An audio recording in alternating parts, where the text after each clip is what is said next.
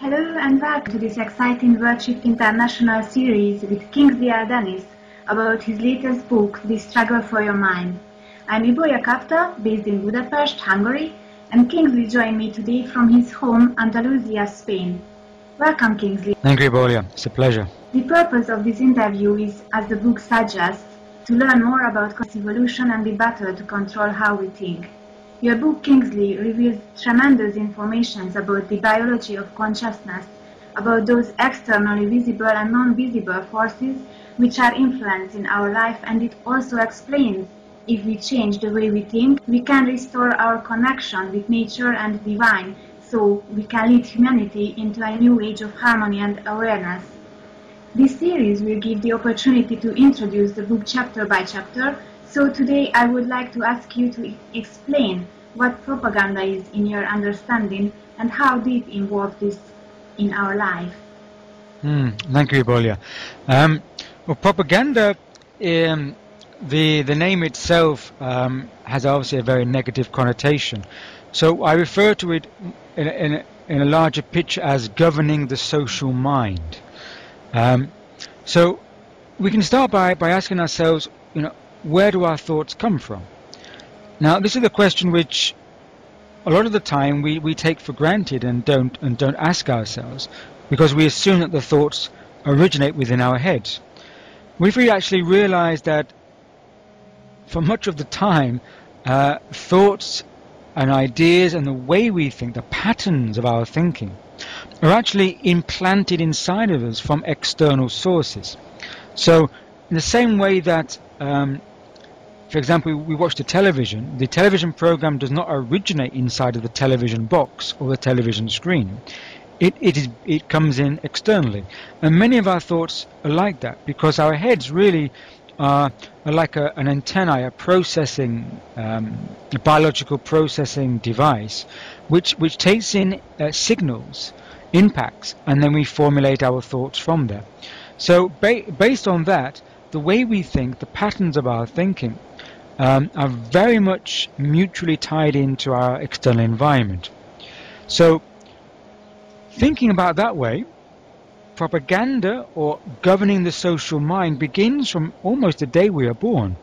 That we are born into a cultural context, and immediately we are embodied into a cultural conditioned environment. That begins from a very young age, from the interaction with our parents and their backgrounds and their belief sets and their conditioning sets.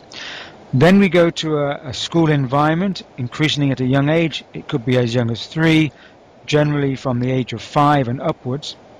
And the school not only has a curriculum, but it has a very subtle behavioral environment that again is often a part of where the educational institute is located. It could be in terms of status of the local region, the income state of the local families who go there, and so we immediately have a certain set, a thinking pattern set, which is reinforced from our classmates, from the people we play with and hang around with, because they're in a similar conditioning set we are. And from school we learn what we call obedience to authority, which that is reinforced again by our parents, and then from after school we go into careers. We have obedience to the career path, we have obedience to the authority figures such as the social institutions around us, the police, the law, etc. So we go through a set of obedience to authority, which I call part of the social matrix. And the social matrix is constructed from a whole range of social institutions. And again, they could be religious, educational, career, media, law, and a whole range. Now, that social institutions gives us what we could say, in a sense, a fear of freedom, in that we feel that if we behave outside of the social patterns of behavior, then we'll be ostracized, or we'll be pushed out from our social group. The idea that the nail which stands up gets hit down first. So this group behavior, this feeling of wishing to fit in, is all part of the social mind. Now, on top of that, we have the layer of propaganda, which is specifically about controlling the social mind, usually within the nation state. Propaganda usually refers to the nation state. Because without propaganda, it would be very hard to have warfare and nationalism, etc., because of the duality of them and us. Mm-hmm. Now, propaganda is a relatively recent term, usually stemming from this century, around the 1920s, and more or less from the First World War onwards, when propaganda and public relations and government information all became part of the same ball game. Yet propaganda refers to a social discipline that goes back all the way from the beginning of civilization. So from early civilizations such as the Egyptians and the Babylonians, etc., propaganda was in the hands of the priestly elite.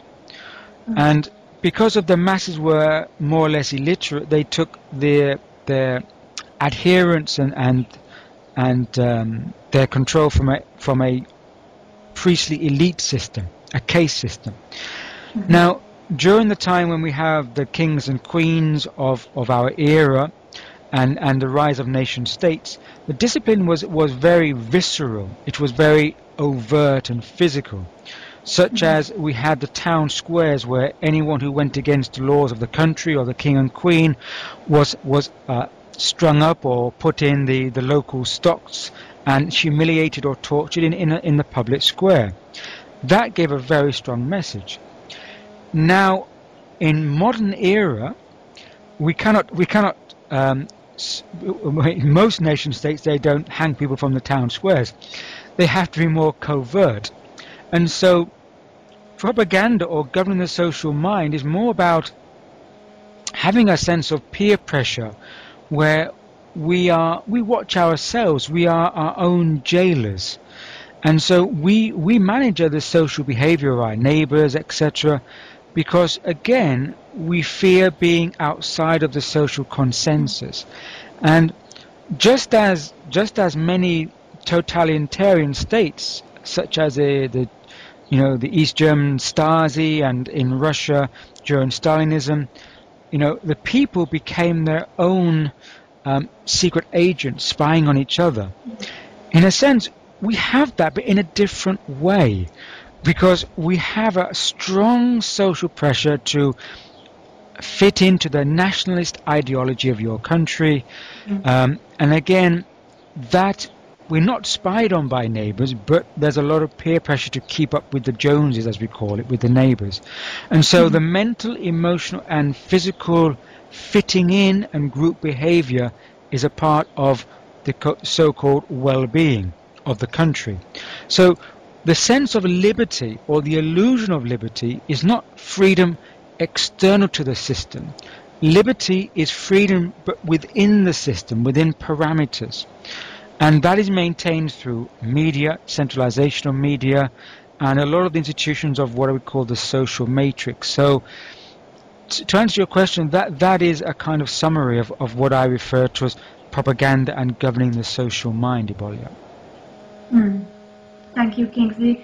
So yes, I just cautious of the feeling how many of us would like to actually be accepted within this society, and for this we easily give up ourselves. So thank you, Kingsley. We will continue with the next chapter next time about the Modernity Project. In the meantime, I would like to recommend to those who would like to read more about Kingsley's books and about his writings to visit his website www.kingsleydennis.com. And thank you again, Kingsley. Thank you for all of you who joined us, and see you next time.